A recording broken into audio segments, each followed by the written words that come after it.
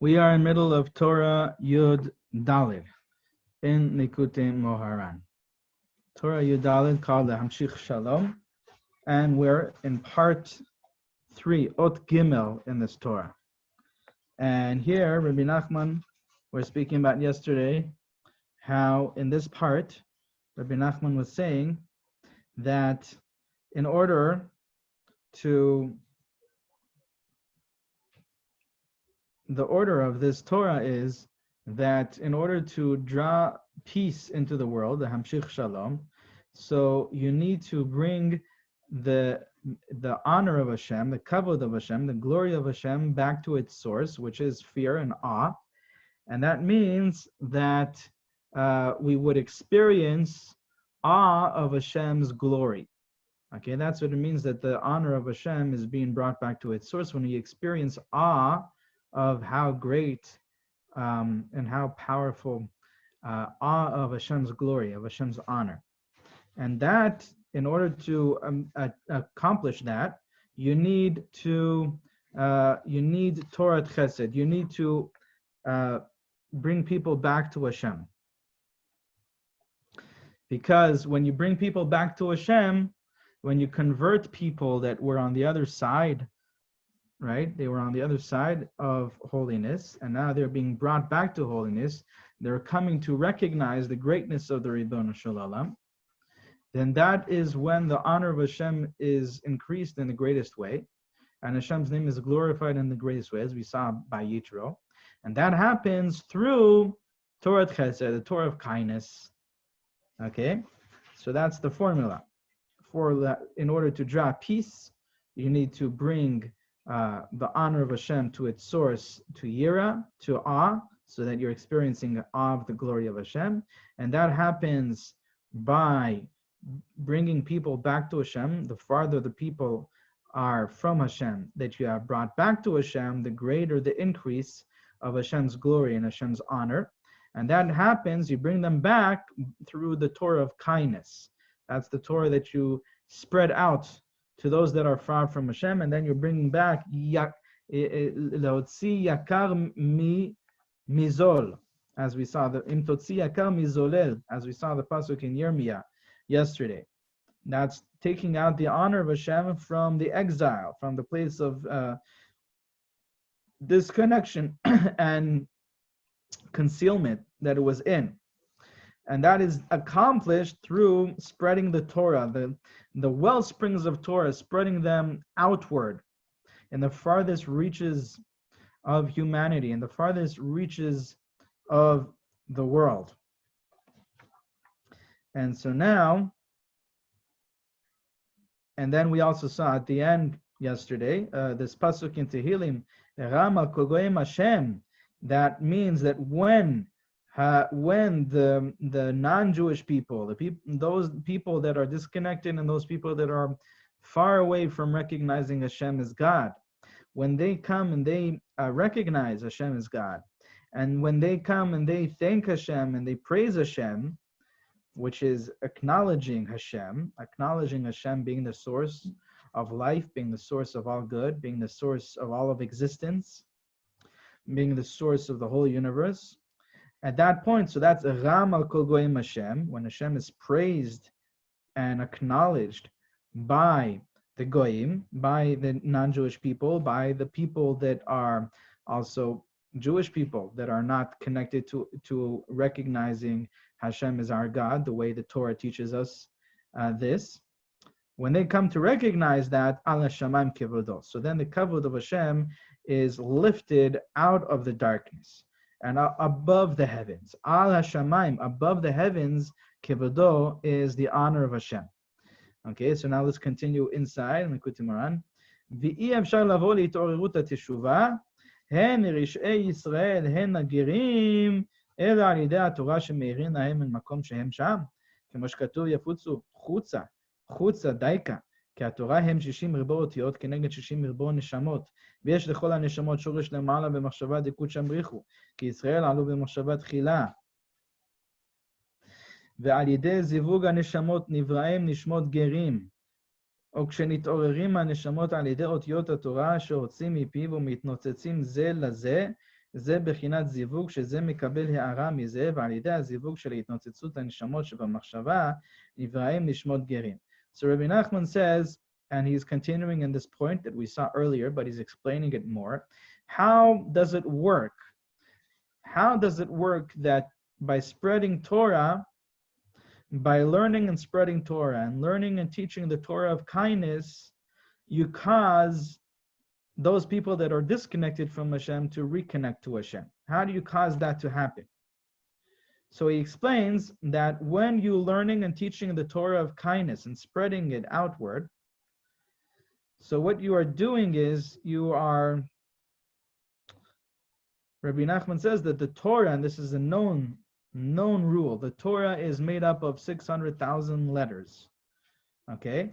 Yisrael, the word Yisrael is an acronym for Yesh Shishim Ribo Otiyot La Torah. There are 600,000 letters in the Torah. And if you actually counted it, you would see that there are not 600,000 letters. It's probably closer to half of that, 333,000 something. But the point is that there are 600,000 source souls, source neshamot in Am Yisrael. And corresponding to that, there are 600,000 source lights that are represented by letters in the Torah. They're called letters in the Torah. And so that means that the source of the 600,000 source souls of Am Yisrael, the source of the 600,000 souls of Am Yisrael, because there are 600,000 source souls, and there are many, many more souls, but each one of those souls fit into one of these 600,000 categories, one of these 600,000 sources. And so those sources are, where are they sourced? Where is that ultimate first point where they are, where they are connected to and where they are drawn from? That's the Torah itself. And that's why the Torah is said to have 600,000 letters, because it means that it has 600,000 points of source for all the 600,000 soul sources. And Rabbi Nachman illustrates this by explaining how we know that the Medrash, the Gemara, and the Zohar all say this, how Yisrael Allah b'machshava tchila, that when Hashem created the world, the first intention, right, the first thought that Hashem had, what Hashem visualized first before he created and before he began the process of actualizing that intention, that first initial intention was Yisrael. And so Rabbi Nachman is illustrating that, he's saying that if this is so, that Yisrael was the first point, the first intention, so to speak, by Hashem, okay? By Hashem, the intention, and the action, there is no difference between them. By Hashem, all parts are one in a simple way. Hashem doesn't have any parts, but that's another conversation. The point here is that because Yisrael were in the first intention of Hashem, so that means the source of Yisrael, the source of our existence, is in that highest intention of Hashem. That's the source of our souls. And where is that? Where is that point? That's the point of the Torah. Okay, and that's the point of the Torah. And that's what it means that our souls are sourced in the Torah. And that Torah is the machshava, or the intention, the chokhmah of Hashem, like we spoke about yesterday. That oraita mechokhma nafkat. The Zohar says that the Torah comes out of chokhmah. Okay, so that's the machshava, the highest machshava of a Kadosh Baruch Hu. And so he says like this: V'alidei zivug haneshamot nivraim nishmot gerim. וכשנתעוררים הנשמות על ידי אותיות התורה שהוצאים מפיו ומתנוצצים זה לזה, זה בחינת זיווג שזה מקבל הערה מזה. Okay, there is a rule in Kabbalah, very, very important rule that's going to help you understand a lot of things in Chassidut, in other places in Kabbalah, and in life as well. Okay, we know that Kabbalah is made up of the science, the spiritual science of unifications, combinations, combining different energies, combining different entities. And always there's a combination that we are combining and unifying an aspect of kindness, an aspect of more love, of more light, with an aspect that is lacking that. And that unification, that combination causes birth. It causes a sweetening. And that sweetening is born and actualized. And that's the Tikkun. So the reason why we exist and the reason why we've been created can be summed up into this intention, into this goal. And the goal is that all of the parts of creation, the parts of souls, and the parts of places, and the parts of time that are lacking the light of Hashem, they are to be unified, combined with the soul within them, or the aspect of Hashem's revelation above them, beyond them. And when they are combined with, connected to, unified with the soul that is corresponding to their place, to that time, to that person, then they are sweetened. They receive that life, they are sweetened. And then that sweetening is actualized as the birth of a new creation, a creation of more light, a creation of more integration of all the parts in the one of Hashem.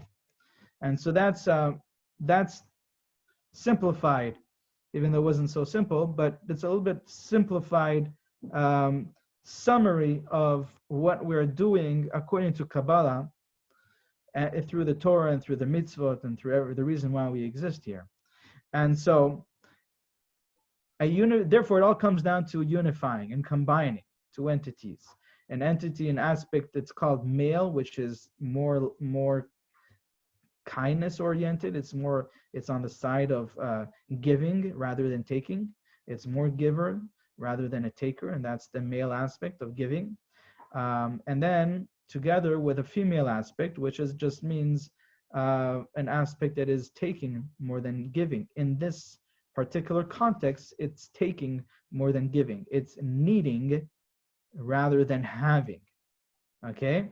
So these are the two parts, and it doesn't mean necessarily a male meaning a man, or a female meaning a woman, right? The female could be mashpia, could be giving, because she's full of having, she's constantly having, and she is a giver, and you're combining others that are receiving from her, right? So she can have that male aspect, but it's called, metaphorically, the male aspect is the giving. It's the aspect of kindness. It's the aspect of the right side, the side of the right in Kabbalah, in the Sfirot. And therefore, you unify them. Unifying them is the definition of what a tikkun is. That's the definition of why we're here. It's that unification between the chesed and the gvura, the kindness and the judgment energies, the expanded and the constricted, and that causes a sweetening, that causes the light to flow, causes the life to flow. In Kabbalah, we see this many times as explained as something called a betisha. Betisha means hitting, or there must be a better way of defining it than hitting. It's not hitting like I want to hit something. It's just when two things collide. It's a collision. That's what betisha means. Betisha means a collision between the male and female aspects, energies. When there's a collision between the expanded and the constricted, that is the essence of the unification. And that collision causes the constricted to receive from the expanded and become sweetened and become expanded as well, be included in that more expanded energy and become sweetened by that, open up. Okay, so this is the secret of collisions, betisha. Okay, and so when we learn Torah, now applying it to here in Likutey Moharan.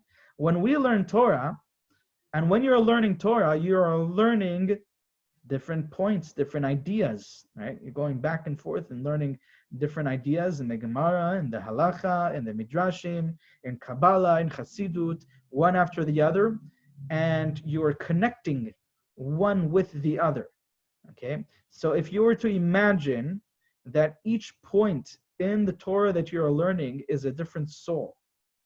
So you can be learning one paragraph in the Gemara, and you've just learned through, maybe there are 3 different points or 5 or 10 different points in that one paragraph in the Gemara. And by learning that paragraph and connecting them together in one idea and understanding one idea from the other, and one is giving to the other, and one point is receiving from the other, more clarity, more understanding, so there is a collision between souls that is happening.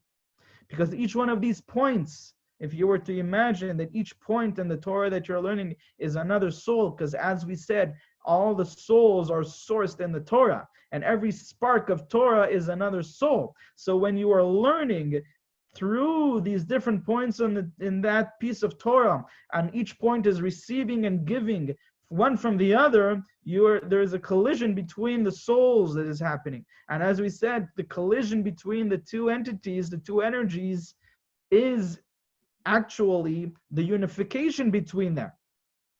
And so if there's a unification between these souls, there must be a birth that also comes from that. There's definitely a sweetening that happens, and that's the light, the sweet light that you experience when you learn Torah. There's definitely that. But what comes out of that is the birth of new souls, okay? And many times you experience the birth of new souls as new insights that come to you from the Torah that you're learning, from the collision of different ideas, one with the other. And those are the new sparks of insight that you receive. They were born from the collision of the two ideas. But Rabbi Nachman says more than that. He says that the collision of these souls, that unification of those energies as you are learning the Torah, gives birth to the souls of the new souls that are given to the people that have converted from other religions, the people that have converted and returned to Hashem. Because they also need a new soul, because their soul, their whatever energy, whatever soul that they had living as disconnected from Hashem, is nothing to compare with the soul that they're going to have now that they are going to connect to Hashem, and they're going to follow the Torah and the mitzvot. And so when they convert, they receive a new soul. And the Zohar says.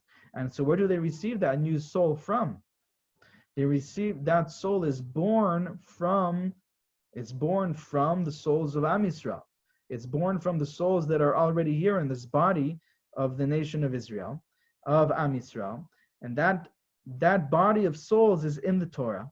And when those ideas in the Torah are unified one with the other, when you're learning Torah and teaching Torah and combining and unifying different ideas one with the other, that unification gives birth to new souls for the Gerim. וכשנתעוררים הנשמות על ידי אותיות התורה שהוצאים מפיו, או מתנוצצים זה לזה, זה בחינת זיווג, right? Each one of these ideas shine and illuminate, and they spark their light from one to the other. And that is an aspect of unification, of zivug, says Rabbi Nachman. שזה מקבל הערה מזה, that each one of them receives light from the other. ועל ידי הזיווג של התנוצצות הנשמות שבמחשבה נבראים נשמות גרים. And by the means of the unification of these souls that are shining from one to the other, and that is happening in the world of machshava, in the world of chokhmah, in the consciousness. That unification is happening in which world? It's happening in the world of consciousness. That gives birth to the souls of the Gerim. That creates the souls of the Gerim. Gama Poshei Yisrael. Now, Rabbi Nachman in this Torah, he speaks about the Gerim, and then he speaks about also people that were born Jewish, even they may have grew up with a Jewish background, but they got disconnected. Okay, so they also, when they return to Hashem, Let's see. גם פעם פושעי ישראל, כל זמן ששם ישראל נקרא עליו, כי נקרא פושעי ישראל, נמצא ששם ישראל נקרא על כל פנים עליו עדיין, מאחר שנקרא פושעי ישראל, אף על פי שחטא ישראל הוא, יש לו אחיזה ושורש במחשבה העליונה, ועל ידי ההתנוצצות יתנוצץ גם שורש נשמתו בין שאר השורשים. ומגיע הערה לזה הפושעי ישראל משורש נשמתו, ועל ידי הערה הזאת חוזר בתשובה. So says Rabbi Nachman like this. If you want to cause someone that's an idol worshiper, someone that is not Jewish, to return to Judaism, you need to give him a Jewish soul. And in order to give him a Jewish soul, you need to learn Torah. Torah of kindness. Why? How does that give him a Jewish soul? When you learn Torah and you are causing a unification between the ideas, the sparks of Jewish souls in the Torah, in the world of consciousness, you're creating a soul for that person that is not Jewish right now. And by teaching it, spreading it, that soul is drawn to him, and that will awaken within him the desire to return to Hashem. And that's why if many converts will tell you that they experienced that even when they were not Jewish, they always experienced that they had a Jewish soul. And that's what caused them to become Jewish. So, but where did that come from? Where did they feel that Jewish soul coming from? Where was it from? When was it born? When was it drawn to them? When exactly? I don't know when, but how? It's from the learning when the tzaddik learns Torah, and he learns Torah kindness, Torah to spread, to give out to others kindly, right? He's not learning it for himself. He's not learning it selfishly. He's learning it selflessly. That's a Torah of kindness. So learning that Torah and unifying between the sparks of souls within that Torah and the world of consciousness creates that soul for the ger, and it's drawn to him when he teaches the Torah, when he learns and he teaches that Torah of kindness. And then the ger finds within himself a yearning for Hashem, for the Torah. And that's what causes him to return to Hashem. But Rabbi Nachman now says the same thing is by people that were born Jewish and they left the path, or they were born Jewish and they were never on the path because they never had a Jewish background or a Jewish upbringing, or their family was completely disconnected from the Torah and from the tradition and all that. They also, how are you going to cause them to awaken and to yearn for Hashem and to return to Hashem? So Rabbi Nachman says, by them as well, when you learn this Torah of kindness, by combining the light between one neshama and the other in the Torah that you're learning, in the world of consciousness, in the world of chachma, in the world of machshava, by combining the ideas one with the other, and as you're learning the Torah, one spark of light is giving to the other, and the other light and the other spark is receiving from the other and from each other.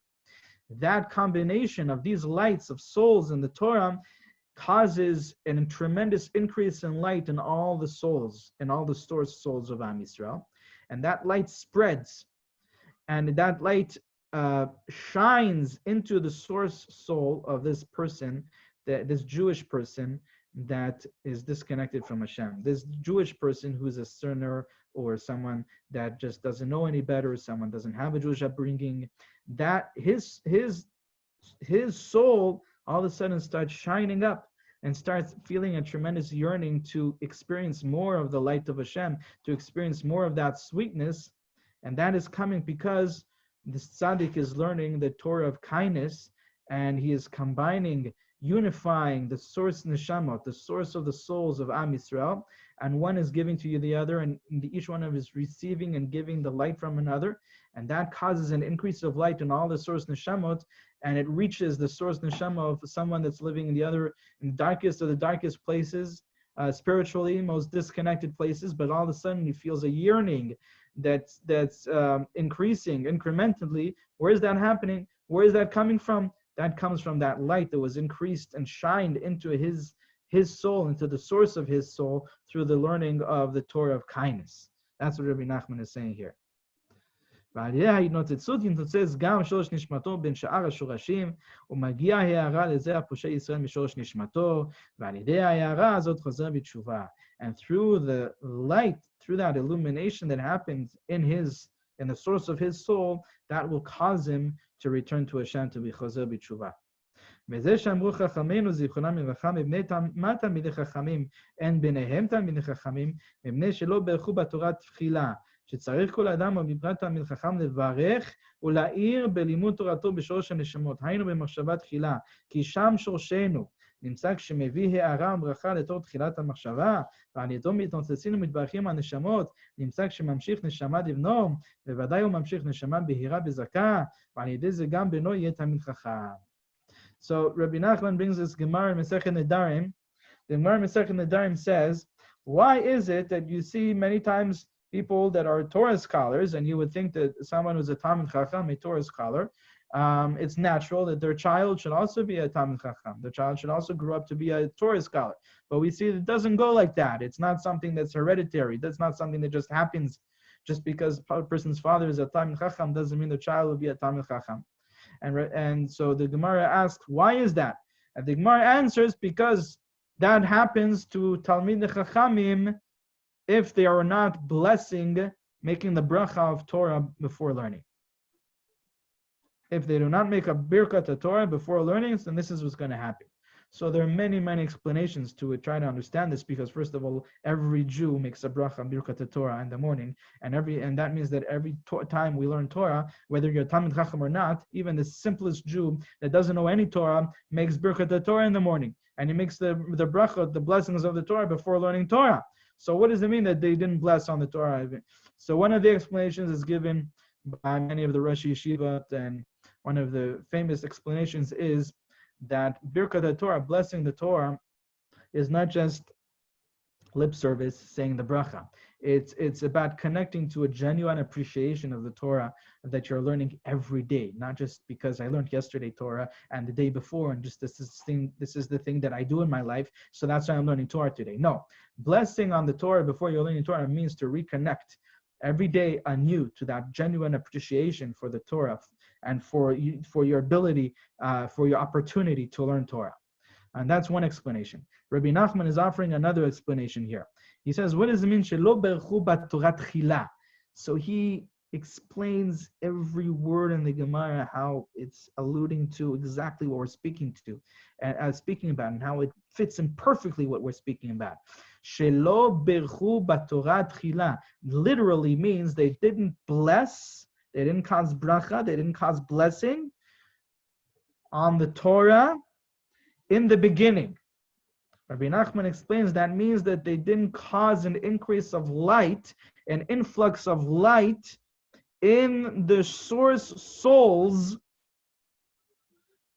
in the place of consciousness, in the beginning. The beginning is always chachma. That's chachma. So that means that because they learned Torah in a dry way. What does it mean in a dry way? Meaning that they learned it just to know what it says on the page. They didn't try to kind of work it in their mind and understand, based on this, what are the understandings that come to me from what I just learned, and how can I apply what I just learned, and what does it mean to me what I just learned personally? How can I connect to what I just learned? They're just learning it dryly. Dryly means, what does it mean? What does it say? A, B, and C. What are the points on the page? No. Rabbi Nachman says when you learn Torah, you must learn in a way that you give birth to more light.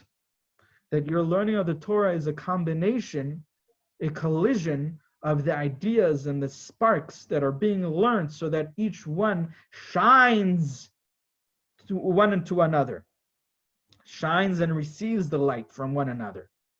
And when you learn in the Torah in such a way, and you come to a deeper understanding, and you change your perspective is changing and growing, and the way you see life and yourself and Hashem and the Torah and the mitzvot and how to connect and how to be a better person, that increases every time you sit and you learn. So that means that you are combining the ideas and the sparks, and you're causing a unification in the Torah tchila. In the Torah, in the place of consciousness, in the place of chachma, and you're causing blessing in that place, in that source of the Torah, the source of the souls of Am Yisrael. And when you do that, you cause an increase of light, an influx of light to be brought down to all the source neshamat, to all the souls of Am Yisrael. And then definitely if you learn Torah in such a way, when you have children, the neshama that you will bring to your child will be from a place of increase of Torah. It'll be from that place of blessing. And they will also become enlightened with that light of the Torah. They will also become a Talmid Chacham. Okay, and we'll see the continuation of this piece, B'ezrat Hashem, in the next shiur.